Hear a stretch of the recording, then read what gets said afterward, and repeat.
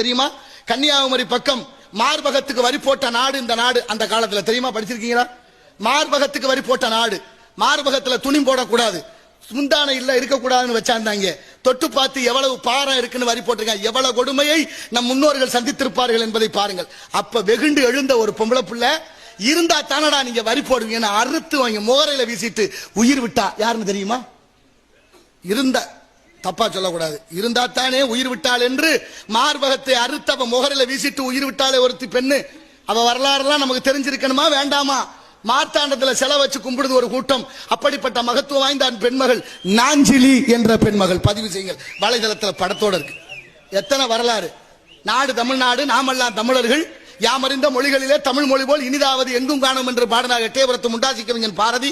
யாதும் ஊரே யாவருங்களில் தீதும் நன்று பிறதர வாரா என்றார் கணியன் பூங்குன்றனார். யார் வீட்டுல தமிழ்ல பேர் இருக்கா?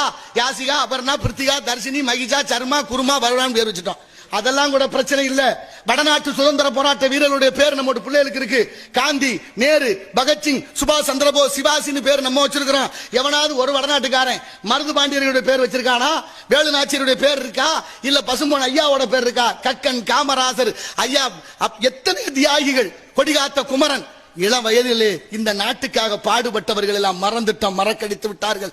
ஆனா இந்த மண்ணுக்கும் மக்களுக்கும் மொழிக்கும் ஒரு துளி அளவும் பொருத்தமில்லாத எல்லாரையும் நம்ம தூக்கி வச்சு கொண்டாடுறோம். நியாயமா? அது சிந்தித்து பாருங்கள், எது நடக்குது? நம்ம வரலாறு மிக முக்கியம் இல்லையா? இன்னும் ஏதாவது செய்யணும்னா இன்னைக்கு ராத்திரிக்குள்ள செஞ்சுக்குங்க. நாளைக்கு காலையில எதுவும் செய்ய முடியாது.